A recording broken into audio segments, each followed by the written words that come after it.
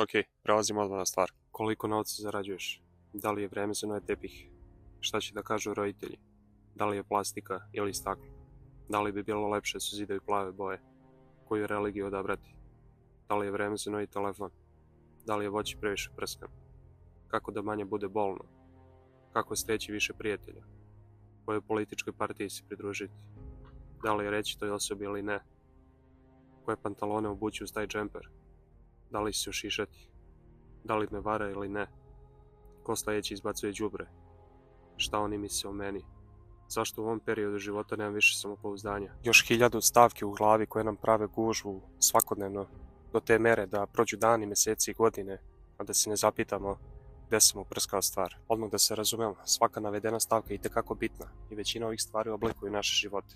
Ali svako vraćanje istoj misli koje nismo pravovremeno pristupili, koja nas opterećuje i nismo izbacili iz glave, je ogromna greška. Naravno, da budem iskren sa vama, nisam ja mimo ovog problema. To je problem današnjice koji obuhvata sve nas. Ja imam problem sa taloženjem pitanja koje nisam dao odgovor. Samo ono što želim je da podelim sa vama problem koji sam otkrio i rešenja koje ću ponuditi, koje su možda jednostavna, ali nisu laka. Gde nastaje najveći problem u našem odlaganju svih pitanja koje nas muče? Zašto ih odlažem? Kako da uvidim zašto mi se dešava baš to? Kako da prepoznam put koji je za mene? Nakon moje osnovne škole počeo sam se bavim veslanjem, koje mi je u tom periodu delovalo kao nešto što sam posmatrao kao jedinu perspektivu i šansu da izrazim sve svoje kvalitete, kako mentalne, tako i fizičke. Znat, nezreo um, dete sa 14 godina, šta zna šta želi. Počeo sam da treniram u Crvenoj zvezdi u Beogradu, nedugo zatim sam se uselio u učenički dom u Zemunu, gde sam i počeo pohađati srednju tehničku školu. Zašto vam govorim ove detalje? Jer koju školu ću pohađati, gde ću živeti, meni je bilo potpuno nevažno. Da li ću biti odvojen od roditelja ili ne, sve potpuno nebitno. Zašto? Zato što mi je pažnja bila usmerena da uspem u veslanju i sve ostalo je u drugom planu. Naravno, posle sam tek shvatio da se veslanje ne uklapa u moj referentni okvir i novoizgrađeni sistem života od kojih su proizašli potpuno drugi ciljevi, planovi i usmerenja. Zašto nas sva ta pitanja uopšte muče? Razlog je jedna jedina reč. Pažnja.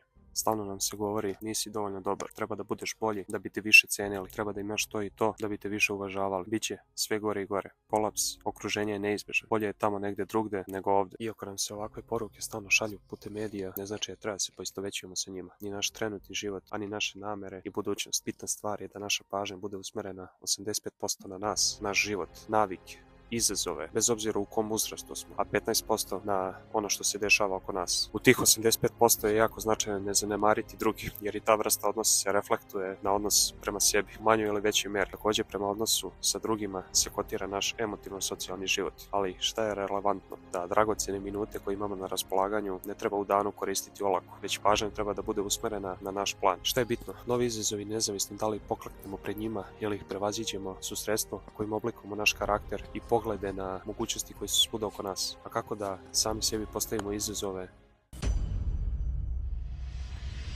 U redu, ajde da podrazumevamo da smo se odlučili, imamo jasan plan za posao u kom smeru da ide. Bilo da je biznis u pitanju ili samo radimo posao koji volimo. Imamo disciplinu, imamo radne navike, ali samo posao ne čini čovek. Dobar primer za to je da sportistima ne može uspeti i ne mogu se popeti na sam vrh sveta ako nemaju holistički pristup prema životu i ako nije kod sebe uskladio ostala životna pitanja. Moj slučaj sa veslanjem kojim sam se bavio ukupno 6 godina je upravo taj da uopšte nisam našao način kako da druge stvari uklopim u slagalicu života, nego sam samo gledao sebe kroz jedno životno polje, a ostala niz. Primer je Novak Đoković, koji je to što jeste zato što nije posvetio svoj život samo rad, već je imao sveobuhvatan pristup prema životu, što se odnosi na njegovu porodicu i ostale stvari. Kad imamo sliku gde želimo biti kroz nekoliko godina, onda je problem sa pažnjom više od pola rešen, jer sada znamo gde je mesto, a fali nam samo disciplina koja se rešava pisanjem.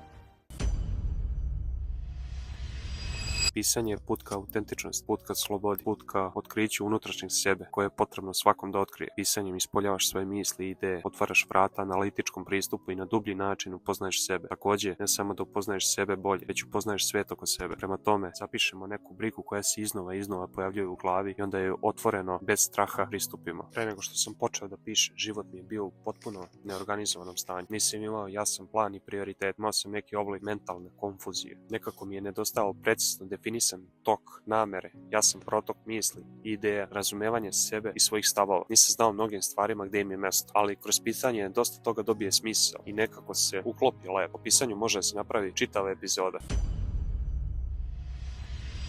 Potrebno je se suočiti sa sobom. Koliko puta si izbjegao neko pitanje ili odluku samo zato što je bilo lakše ostaviti to za kasnije. Kada izbjegavaš rješavanje, odlažiš i svoj razvoj. Prava promjena dolazi tek kada prestaneš da bežiš od svojih misli, već im otkriješ uzrok kroz refleksiju i analizu. Dođeš do rješenja i odlučiš da preduzmeš akciju. Da ti bude jasnije, zamisli jedan ranac pun kamenčića. To je pun briga. Taj ranac napunjen kamenčićima je velik teret, težak je i nekako nas usporava u reakcijama na spoljašnji nadražaj i okolnosti. Svaki put kad bi izbjegao da odlučiš da se suočiš sa nečim što te zamara, dodao si jedan kamenčić u ranac. Na isti način funkcioniše naš potrebno mu je rasterećenje jer je pretrpan raznim spoljašnjim stvarima. Ti se pitaš zašto si stalno umoran i bez energije. Ne treba ti više snage da nosiš taj teret, nego da odlučiš da ga isprazniš. To je bila još jedna emisija, hvala na gledanju, like, subscribe, komentarišite ako vam se svidio video, a i ako nije. Ćao.